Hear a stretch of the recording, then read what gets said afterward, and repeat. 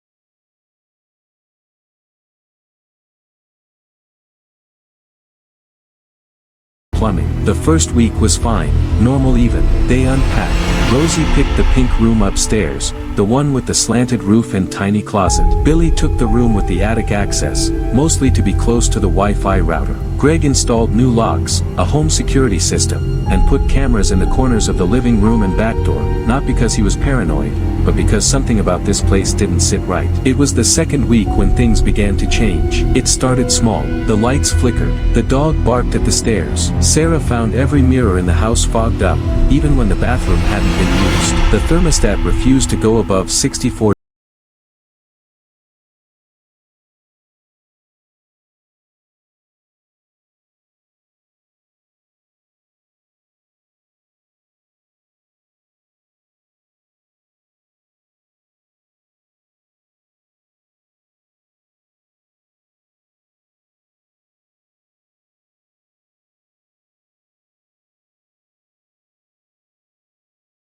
Started buzzing. It's the house, he joked to his friends online. It wants to 1v1 me. That night, he woke up with scratches across his back. Thin, surgical, like someone had taken a knife and traced over his spine with intention. He told his dad. Greg laughed it off, until Rosie sleepwalked. She was found at 2:07 a.m., standing in the living room, staring at the wall.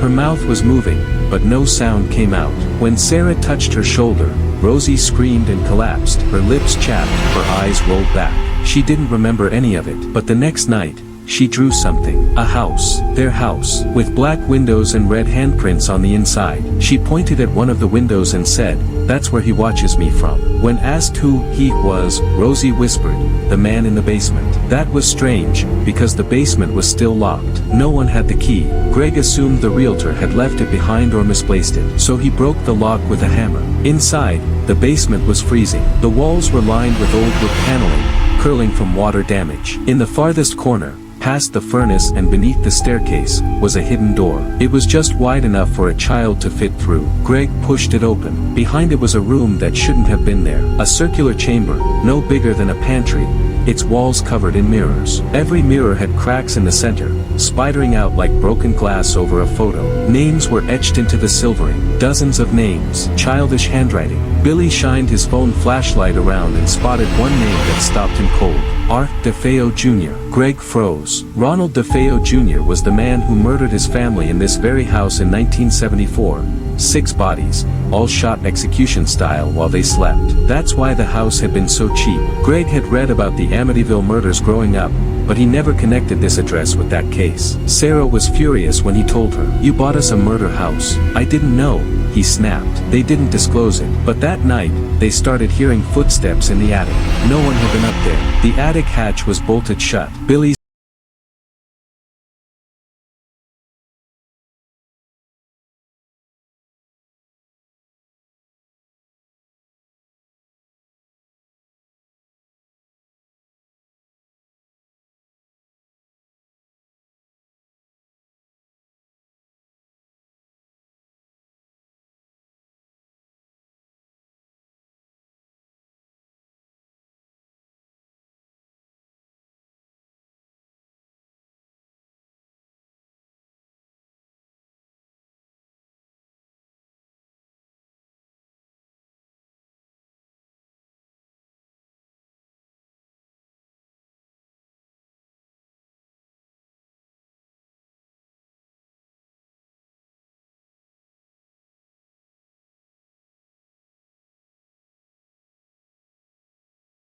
He saw flashes, broken teeth, red-stained carpet, Rosie's face staring at him from a mirror, her mouth moving backward. Sarah begged him to see a doctor, said he was overworked, but Greg had stopped trusting doctors the moment he realized he could no longer recognize his own reflection. The basement mirror room became his obsession. He returned night after night, sitting in the center of it, watching himself fracture and repeat across a dozen broken panes. Each night, he said the names aloud, the ones etched in the mirror's silvering, like a prayer, like an offering. Sarah, meanwhile, began to dig into the house's past. She went to the town library.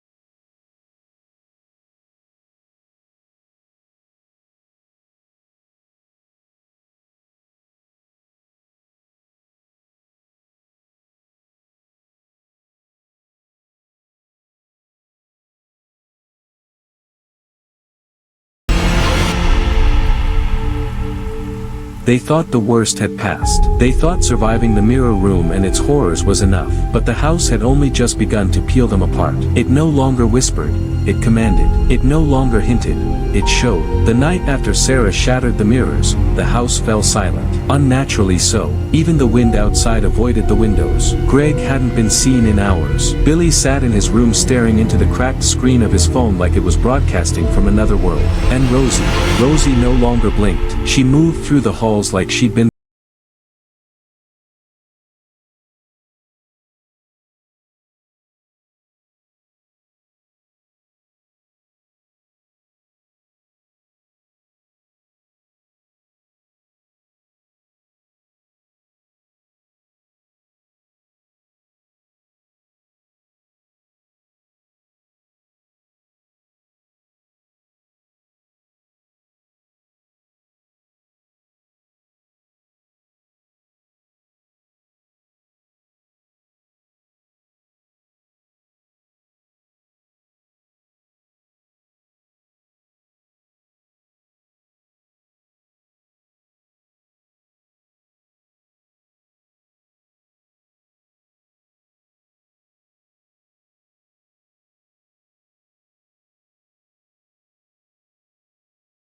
not even in the DeFeo records. This was older, not satanic, pre-human. Greg looked up at her and smiled with someone else's teeth. It's not haunting us, he said. We're haunting it. Sarah backed away, realizing the mirrors hadn't just shown the past. They recorded it. They remembered. And now that she had broken them, the memories had nowhere to go but back into the walls, into the pipes, into the people. Billy came down from his room with wide eyes and a knife in his hand. His voice was monotone, detached. He said, "We only get out if one of us stays." Sarah tried to calm him, but he didn't seem to see her. His eyes were locked on Rosie, who stood at the top of the stairs in a white dress, smiling like a porcelain doll. "It's okay, Mommy," she said, her voice echoing from everywhere at once. "I want to stay." And then she jumped. Not fell, jumped. Greg didn't flinch. Billy didn't blink. But Sarah screamed and ran to the bottom of the stairs where Rosie's body should have been, but there was nothing there. Just the dress, empty, still standing upright,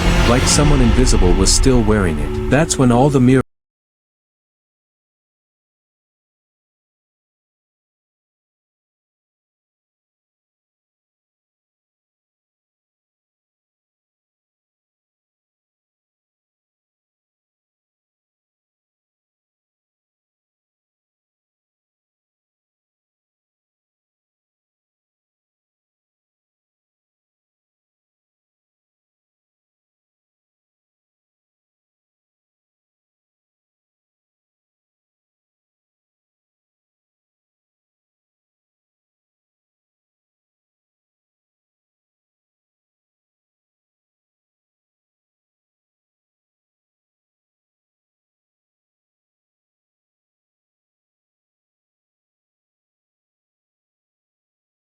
waited, and found herself standing in a version of her house where everything was backward, where gravity bent sideways, and where the walls bled memories. And in that house, Rosie was waiting, alive, smiling. "I brought you here," she said, "because they said you'd never leave unless you understood. You didn't move into the house, Mommy. You were born from it." And then Rosie split apart, revealing dozens of hands inside her chest, all clapping, all welcoming Sarah home. And Sarah finally remembered what she'd forgotten.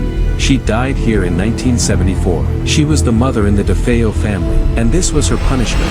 Reborn again and again, to forget and relive, to watch her family die endlessly at the hands of the house that she awakened with blood. The final image burned into the last mirror was Sarah's face, wide-eyed and screaming, trapped in silver, as the house on Ocean Avenue smiled beneath the moonlight, its windows glowing with red handprints once more.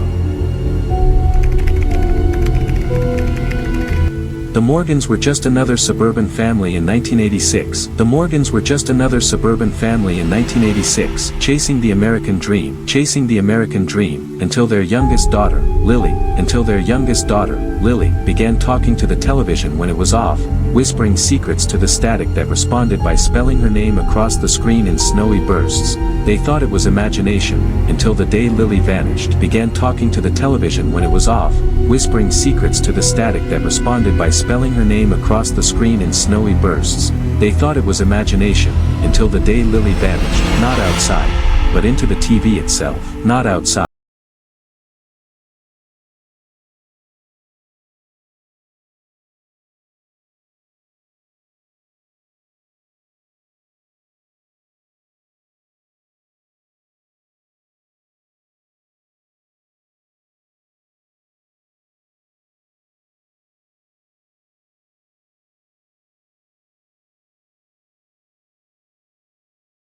With no eyes. In a panic, the parents brought in engineers, electricians, even a priest, none of whom could explain why the living room walls began bleeding every night at 11:44 p.m., or why every mirror in the house showed not reflections, but a pale man in a preacher's coat, smiling with no eyes. When Lily's older brother, Jake, tried smashing the television with a bat, it exploded. When Lily's older brother, Jake, tried smashing the television with a bat, it exploded, not with glass, but with teeth, biting a chunk of flesh from his arm, and for a split second, the family saw dozens of other children's faces screaming behind the cracked screen, as if trapped on the other side, not with glass, but with teeth, biting a chunk of flesh from his arm, and for a split second, the family saw dozens of other children's faces screaming behind the cracked screen, as if trapped on the other side. That's when they uncovered the truth. That's when they uncovered the truth. Their house was built on the ruins of a revivalist church whose preacher, Elijah Crane,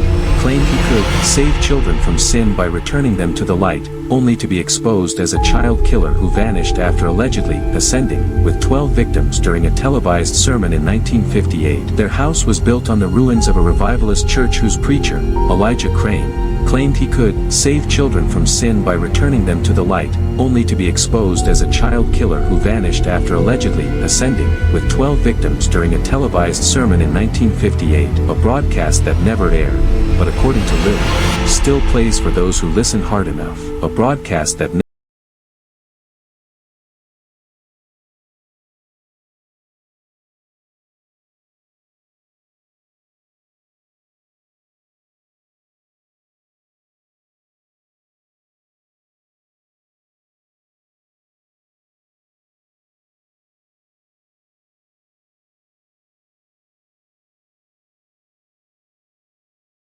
her dress, allowed herself to be strapped to the recliner in front of the TV during the witching hour, screaming the preacher's name as Jake tuned the dial through nothing but white noise, and for a moment, the screen cleared, showing Lily holding a lantern inside a long, dark hallway made of static, while dozens of children's hands pulled at her dress. Then Elijah appeared, his mouth stitched shut with wire, holding a Bible that bled every time he turned a page, and whispered, "One goes free, if one stays in her place." His mouth stitched shut with wire, holding a Bible that bled every time he turned a page, and whispered, "One goes free, if one stays in her place." Roger Morgan made the decision no parent should ever face. Roger Morgan made the decision no parent should ever face. He reached into the screen, grabbed Lily, and yanked her out, breaking 2 of her ribs in the process.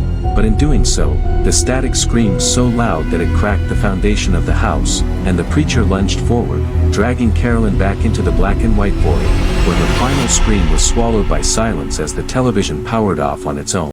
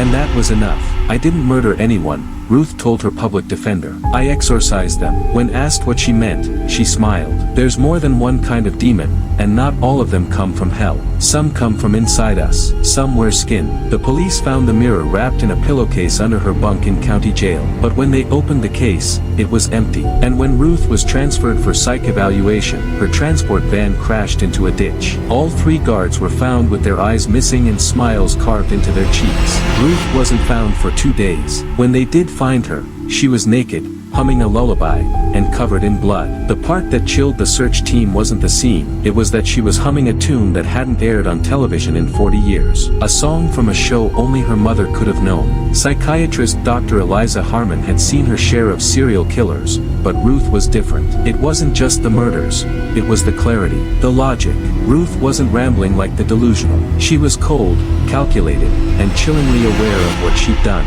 They weren't people, Ruth said during one session, her eyes locked to the two-way glass, never blinking. They were hosts. The mirror showed me. Harmon dismissed it at first as a dissociative delusion rooted in trauma, until the glass in her office cracked in a perfect circle the moment Ruth spoke Latin fluently. Harmon pulled old records, church archives, and discovered a pattern. Every location Ruth had traveled through had a historical connection to women burned as witches in the 1600s. Every victim had a bloodline connected to the men who condemned them. Harmon's own family traced back to one of the original witch judges in Salem. She began to fear Ruth not as a killer, but as a vessel, not possessed, but fused with something primordial, feminine, and wrathful. When Ruth was moved to solitary, the mirror was finally located, hidden in an evidence locker 200 miles away, but still cold to the touch. The officer who found it started bleeding from his eyes within the hour. They claimed he had a seizure, but he wrote one word in his own blood before he collapsed: daughter.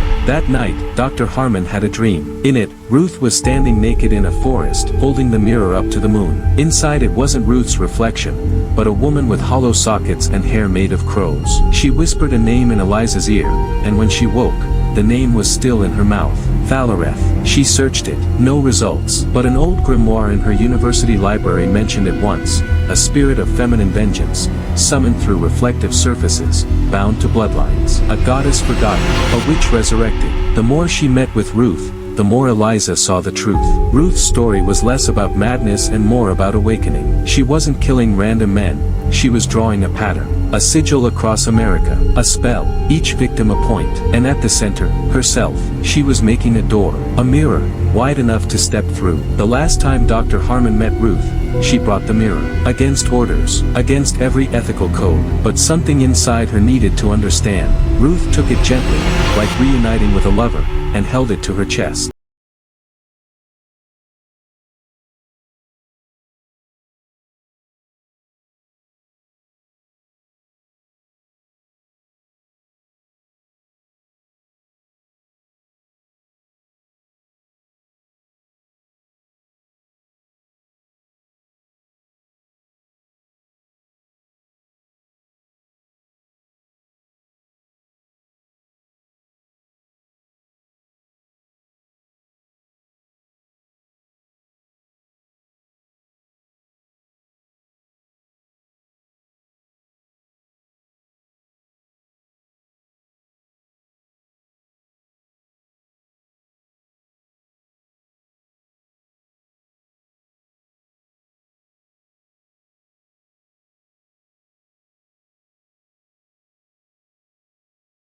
But people say she's different now, colder. Her voice sometimes doubles when she speaks. And wherever she goes, people die, quietly, by accident. But always men, always with their eyes missing. No one's seen Ruth Lane since. But every now and then, on highways across the Midwest, someone reports a hitchhiker with long black hair, humming a lullaby. The police chase her, but she vanishes. Some say the mirror was destroyed. Others say it was never a mirror at all, just a surface, like skin. And now that it's found a permanent host, it doesn't need to reflect. It lives, because the monster behind her eyes was never a demon or a ghost, it was a memory. A woman burned alive centuries ago, a rage that never died. And now, it walks, smiling,